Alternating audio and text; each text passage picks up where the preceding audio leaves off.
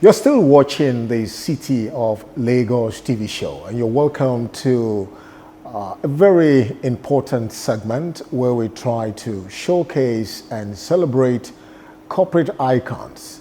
It is, of course, the belief that Lagos is a very strategic cosmopolitan city where you have corporate champions in diverse fields of endeavor. Today, we're going to be presenting to you a very renowned tax administrator.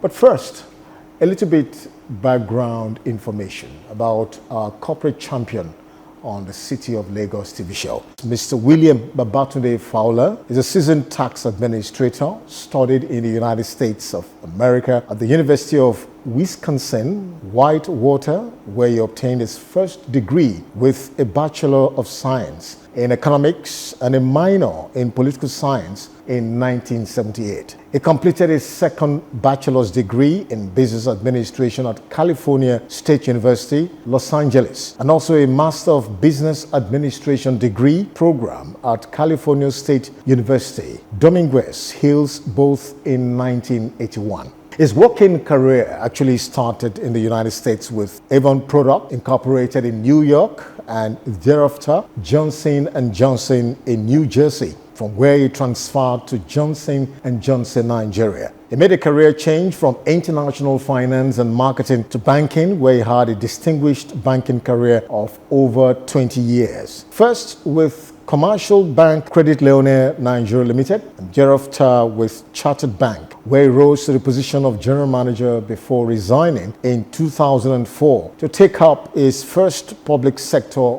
appointment as the pioneer permanent secretary, executive chairman of the Lagos State Internal Revenue Service, LIRS. It's my pleasure to welcome Mr. BABATUNDE FOWLER. You're welcome, sir. Thank you for having me.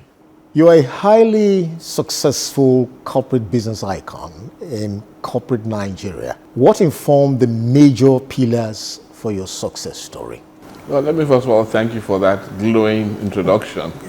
In terms of the success that you have so mentioned, I think it started from the days of my youth. I certainly have to give credit to my parents, late Professor W.V. Fowler, and my mother, Mrs. Ellie Fowler. Sometimes they call her Chief Fowler, who is still with us.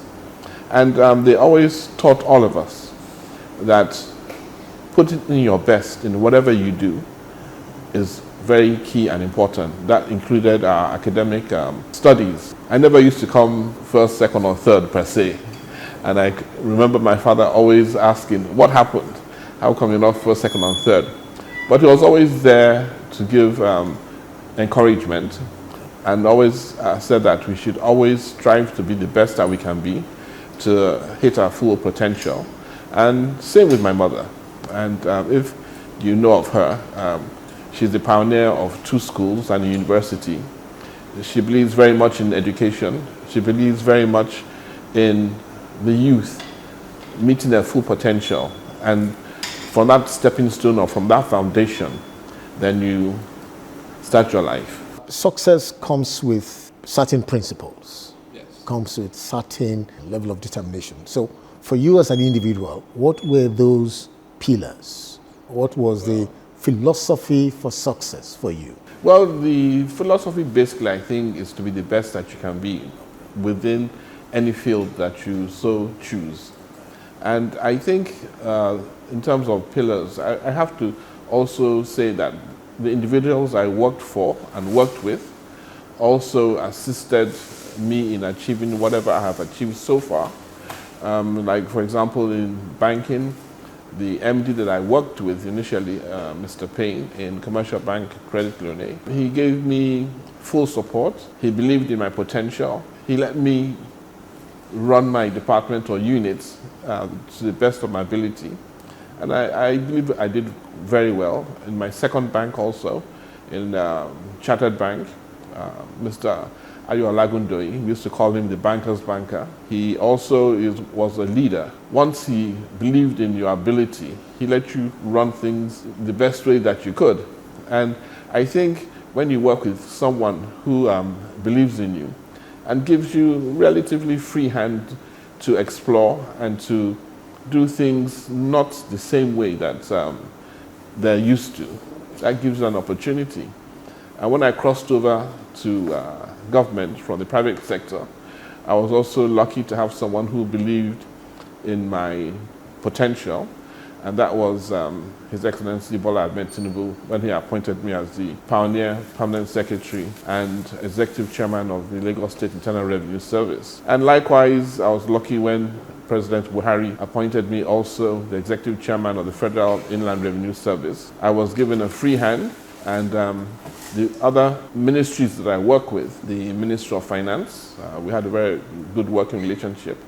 And I think it's very key that once you're prepared, you have that skill foundation, be it in your academics and your exposure, that the people or the persons that you work with have to believe and notice that you do have the potential to carry out an assignment.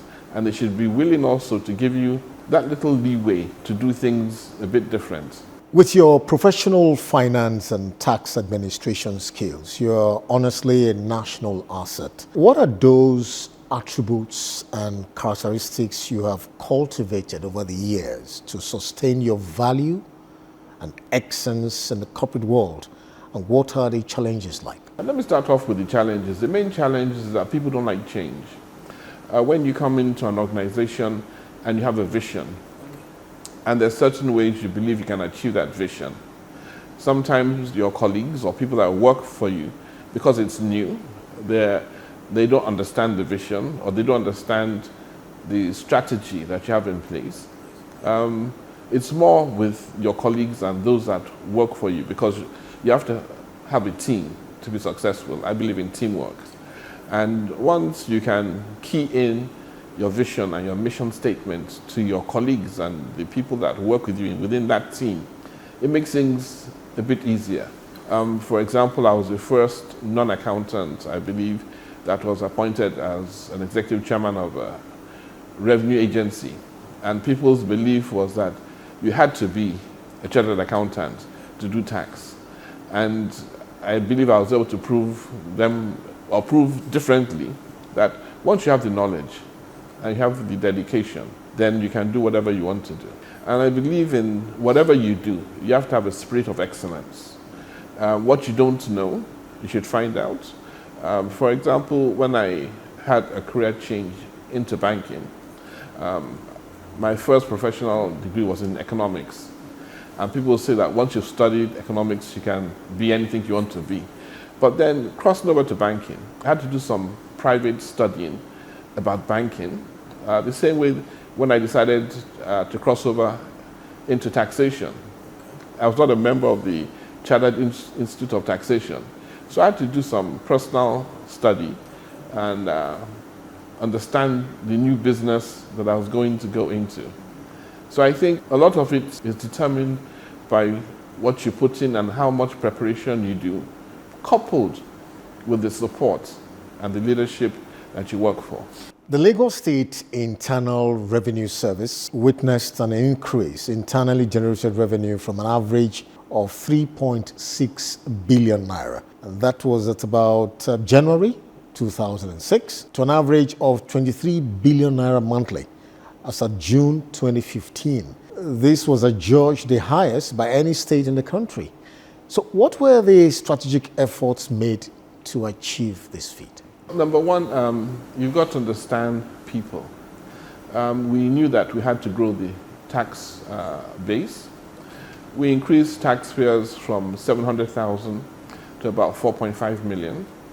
We had tremendous support from our royal fathers.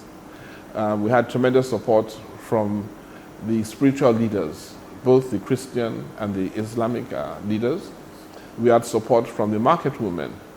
And we got everybody involved to let them understand that if we're going to achieve and make Lagos a center of excellence, then Lagos needs the support in terms of revenue. And we got everybody to key in. I was very surprised and delighted when an arm of the Taxi Association called us for a meeting. And we were going to honor some of their members who are good taxpayers. And in front of their little office, there was a pothole. And they told us that they understand why they should pay their taxes, and that as they pay their taxes, they know that the government will come and fix the pothole in front of their office. So they had a very clear understanding as to the relevance and importance of tax payment. And I think we got to the point whereby, I think, if I'm very correct, the LIRS, for the first time in history, had a match bypass with the unions. So everybody understood the importance, understood not only the law, but understood the importance of putting in their support in terms of revenue by paying their taxes. First of all, you've got to realize that nobody wants to pay tax. So if you don't make it convenient, certainly you would not get very good responses. So we deployed technology. We made it so simple. We redesigned the tax forms. Traditionally, when you go to a state, you find a tax form that is 6 pages. You have to flip it open and fill back and forth. We condensed the essential information to 1 page. We created a team called TIT, which was the Tax Enlightenment and Engagement Tax teams that went around Lagos. And they spoke in various languages, and they helped taxpayers to fill those forms and enroll them as taxable adults. So it was deployment of technology, it was interaction and engagement with the taxpayers, and of course we provided a lot of education to taxpayers. Okay, you're still watching Corporate Champion on the City of Lagos TV show, and we'll be speaking with our special guest, Mr. Babatunde Fowler.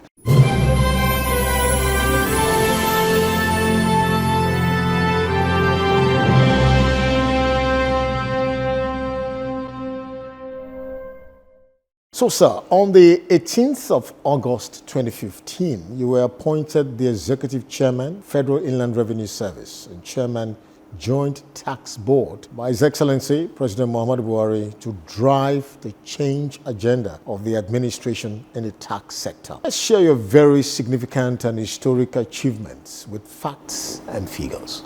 The key objective of any tax agency or revenue agency is to generate revenue for either the state or the federation. The Federal Inland Revenue Service is one agency that collects revenue that is shared between the 3 tiers of government, which are the federal government, the state, and the local government.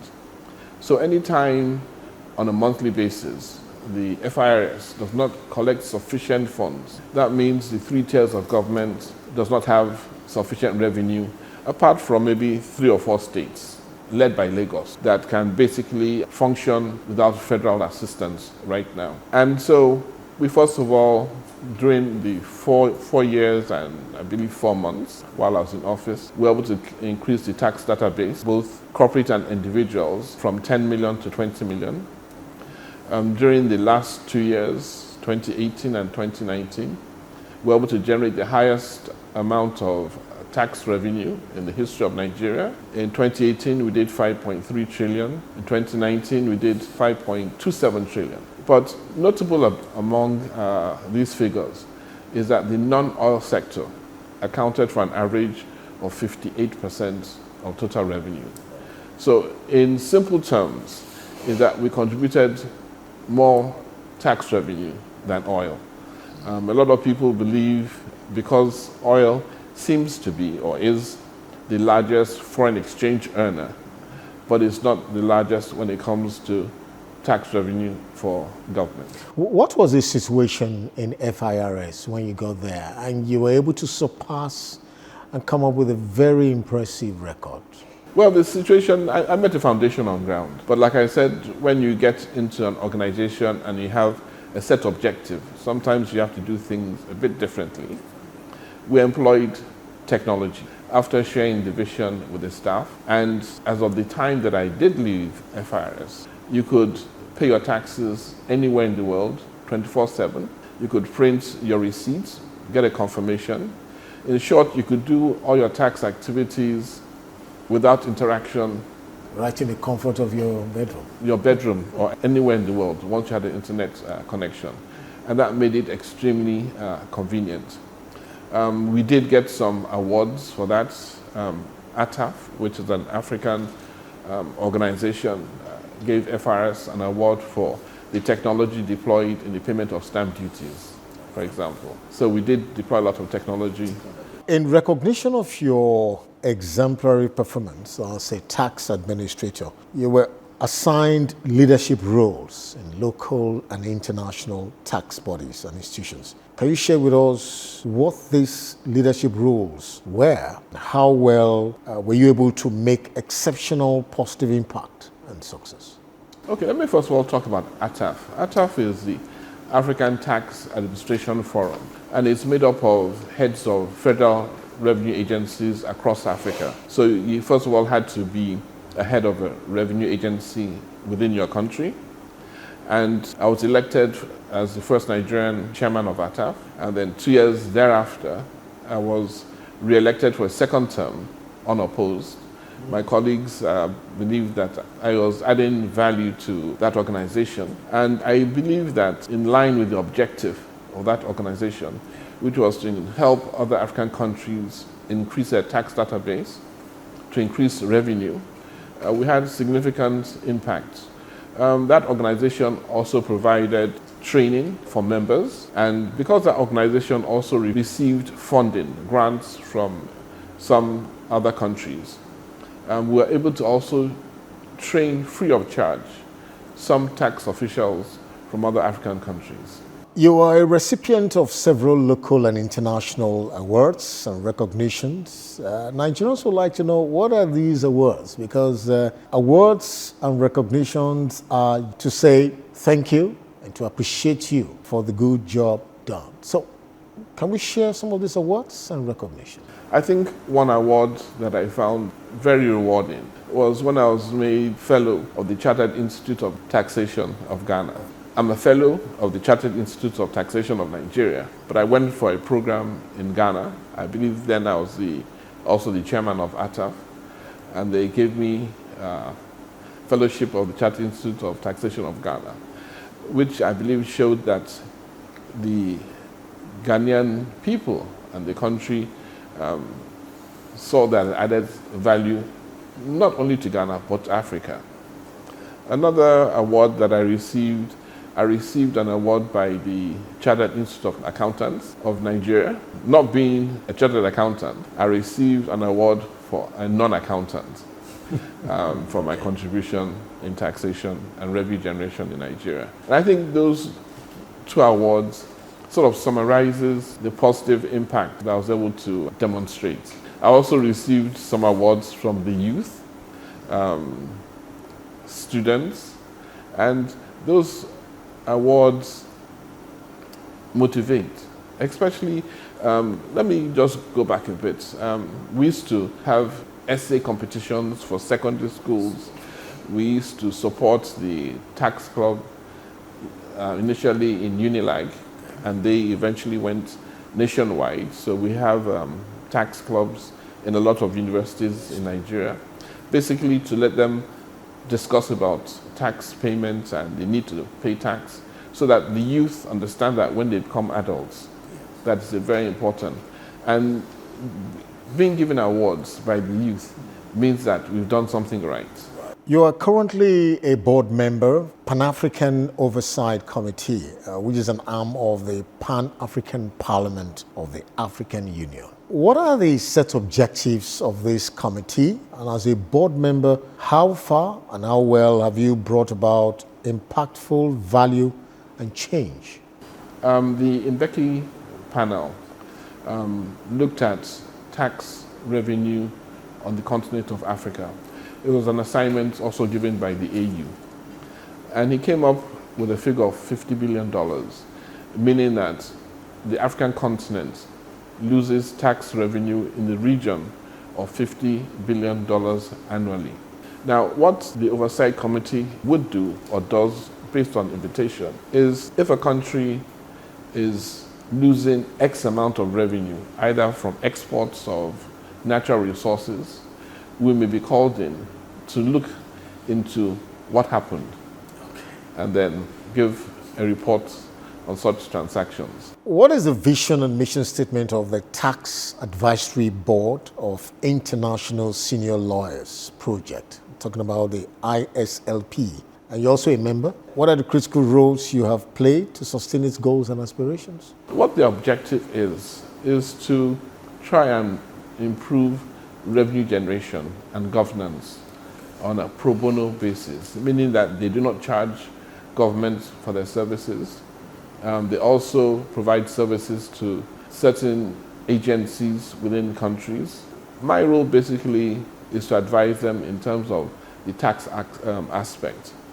Like recently, I was in Abuja where they had the 14th annual forum for developing countries. And part of the discussion that we did have there, where I played some role, was the OECD proposal to introduce a minimum tax worldwide of 15%. And the whole idea was to ask, was this in favor or an advantage to developing economies? And so as a tax person, I gave my opinion as to whether it was in favor or not. Okay, thank you very much. As a banking, finance, and tax management expert, you have played a significant role LIRS, FIRS, and of course, as a member of certain international organizations. What has been the driving force for you to keep the flag flying? One thing that I can say about the area of taxation in terms of revenue generation, I believe that as a tax collector, like some people like to refer us as, is that when you empower government, you put government in a position to make living and the standard of living higher for everybody that they govern.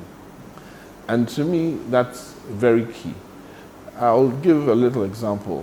When I was the chairman of Lagos Internal Revenue Service, we normally have what we call GTB meetings, Joint Tax Board meetings. And my colleagues came to Lagos, and we went to Lasut, to a hospital in Lagos. And when we were going around, the medical staff there told us that we have a very high rate of infant mortality. And of course, we asked why, and the answer was quite shocking. Malaria. A lot of people don't know that we lose a lot of infants, children under 5, from malaria. And when we look at it, if malaria is treated once you catch it as an infant, it costs 2,000 or 2,500. That's the cost of the treatment.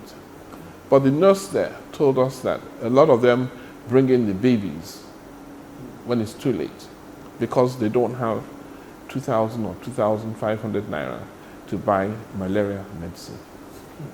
And that struck a note in me.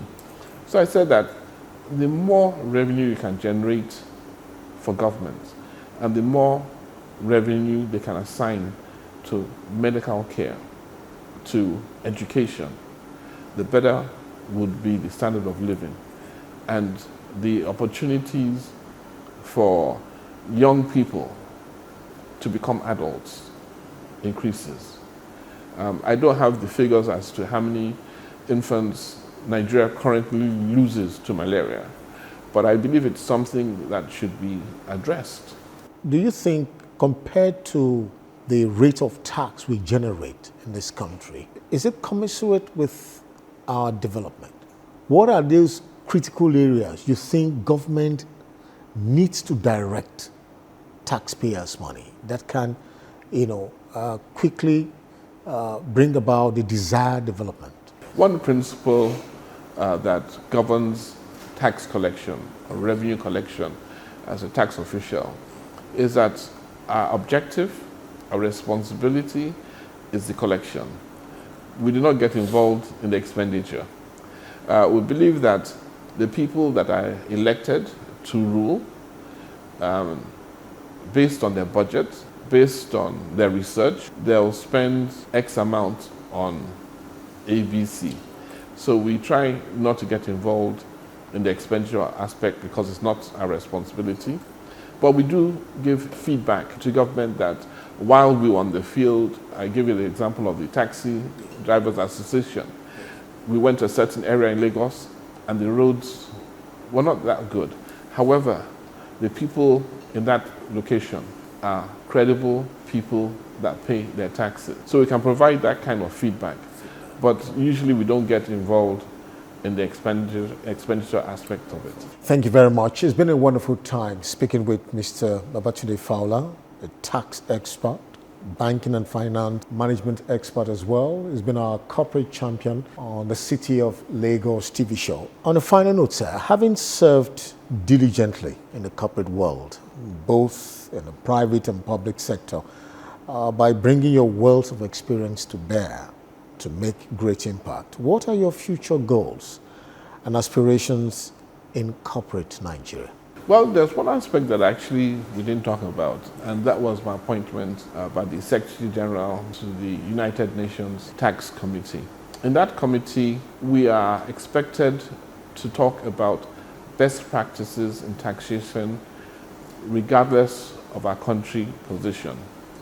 And one thing that we're able to achieve during my tenure there is that we came up with Article 12B, which is the taxation of digital services. And I think that's very key because it's going to assist a lot of developing countries and economies to get taxes that have been paid elsewhere because there was no physical establishment in those countries. And I believe that anything that you do or any occupation or profession that you engage in where you can have some positive impact on the standard of living of the people either around you or internationally, I think that is a very big incentive. We're sure you have greater ambition in the tax world. Where would you like to be? Well, I've been vice chairman of the tax committee at the UN. I've been chairman of Africa. I've been chairman of the federal government. I've been chairman of the state government. So I don't particularly have any ambition to be more than that. Just that I believe that where I can contribute pro bono, if need be, which can help governments and can help the people, that's all I'm interested in doing right now. So for the future of Nigeria, what are your word of encouragement to the key players in the tax system? Well, the tax system in Nigeria has grown quite a bit. We are coming from a situation in the 70s when oil was sold in commercial quantities, where we put tax on the back burner. But I'm just telling Nigeria as a whole that the only way to ensure sustainable economic and social development is for everybody to chip in by paying their taxes. We have to empower government so government can deliver on its mandate. And of course, lastly, we have no other country than Nigeria. Mr. Babatunde Fowler, I want to thank you, sir. Thank you for coming having on me. our program. Mr. Babatunde Fowler has been our corporate icon on the City of Lagos TV show. Of course, going down memory lane, sharing with us his array of experience, contributions, and impactful relevance in the scheme of things when you talk about tax or revenue generation in Nigeria. Having listened to him, it's very obvious that as a country, we've got the expertise to take certain purposeful developmental initiatives and policies, especially in tax administration, to move this country forward. Well, that's it on Corporate Champion on the City of Lagos TV show. The show continues right after this time out.